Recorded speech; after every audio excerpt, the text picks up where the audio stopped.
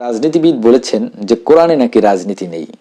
তো আমি সেই রাজনীতিবিদকে বলতে চাই, কোরআনে রাজনীতি আছে কি নাই এটা যিনি কোরআনের উপর ডক্টরেট করেছেন তারাই বলতে পারবে। যেমন ডক্টর এনায়েতুল্লাহ আব্বাসী বলবে, ডক্টর মিজানুর রহমান আজহারি বলবে, মাওলানা মামুনুল হক বলবেন, মাওলানা সাখাওয়াত হোসেন রাজি বলবেন, মাওলানা রেজাউল করিম আবরার বলবেন, বাংলাদেশের বৃহৎ বড় বড় আলেমরা আছেন, তারা বলবেন যে কোরআনে রাজনীতি আছে না নাই। অতএব যারা এই রাজনীতিবিদরা কোরআনে রাজনীতি নাই বলছেন, এর দ্বারা তারা চাচ্ছেন সামনে যে ইসলামিক দলগুলো ঐক্যবদ্ধ হচ্ছে, যেই যার উপরে প্রতিষ্ঠিত হয়ে যে ইসলামিক দলগুলো ঐক্যবদ্ধ হচ্ছে, যে রাজনীতি যে লক্ষ্য উদ্দেশ্য নিয়ে তারা সেই জন্য সেটাকে বানচাল করার জন্য এরকম কথা, আলতু ফালতু কথা বলছে যে কোরআনের মধ্যে রাজনীতি নাই। আসলে প্রিয় ভাইরা, কোরআন এমন একটি গ্রন্থ, সকল নীতির মূল নীতি আছে কোরআনের ভিতরে। আল্লাহ বলছেন তিবিয়ান লিকুল্লি শাই, আল্লাহ বলছেন মা ফাররাতনা ফিল কিতাব মিন শাই, কোরআনের মধ্যে এমন কোন নীতিমালা নাই আমি আল্লাহ যা লিপিবদ্ধ করি নাই।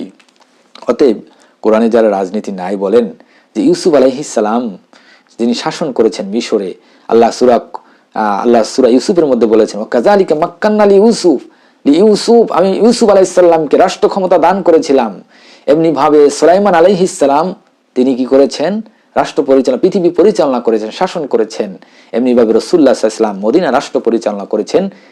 কিসের দ্বারা? সেটাই হচ্ছে কোরআনের মাধ্যমে তিনি মদিনা রাষ্ট্রে পরিচালনা করেছেন। সেখানে আইন প্রতিষ্ঠা করেছেন কোরআনের মাধ্যমে, এমনি প্রত্যেকটি সুশাসন প্রতিষ্ঠা করেছেন, ন্যায় বিচার প্রতিষ্ঠা করেছেন কোরআনের মাধ্যমে। এজন্যই চোরের শাস্তি হাত কাটা, ডাকাতের শাস্তি দেশান্তরিত অথবা মৃত্যুদণ্ড, ব্যভিচারীর শাস্তি 100 বেত্রাঘাত, বিবাহিত ব্যভিচারীর শাস্তি পাথর মেরে হত্যা করা।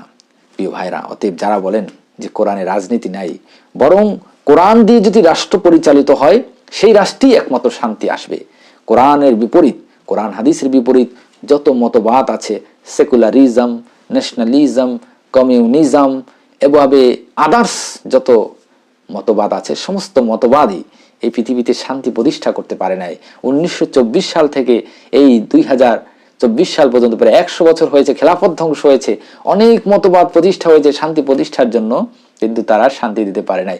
জাতিসংঘ সৃষ্টি হয়েছে শান্তি প্রতিষ্ঠার জন্য, জাতিপুঞ্জ হয়েছিল শান্তি প্রতিষ্ঠার জন্য, এভাবে অসংখ্য অর্গানাইজ প্রতিষ্ঠা হয়েছে, কিন্তু তারা শান্তি প্রতিষ্ঠা করতে পারে নাই।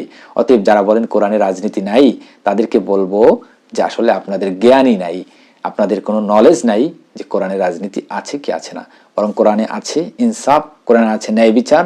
অতএব কোরআন যদি প্রতিষ্ঠিত হয় তাহলে সমাজে ইনসাফ প্রতিষ্ঠা হবে, ন্যায় বিচার প্রতিষ্ঠিত হবে, সুশাসন প্রতিষ্ঠা হবে এবং মানুষ তার অধিকার ফিরে পাবে। অতএব মানুষ সর্বত্রভাবে, নারীরা তাদের নিরাপত্তা পাবে। অতএব কোরআনে যারা রাজনীতি নাই বলছে তাদের মূলত জ্ঞানই নেই, বরং তারা ইসলামের দুশমন, ইসলামের শত্রু। আল্লাহ সুবহানাহু ওয়া তাআলা আমাদেরকে বোঝার তৌফিক দান করুন। আসসালামু আলাইকুম।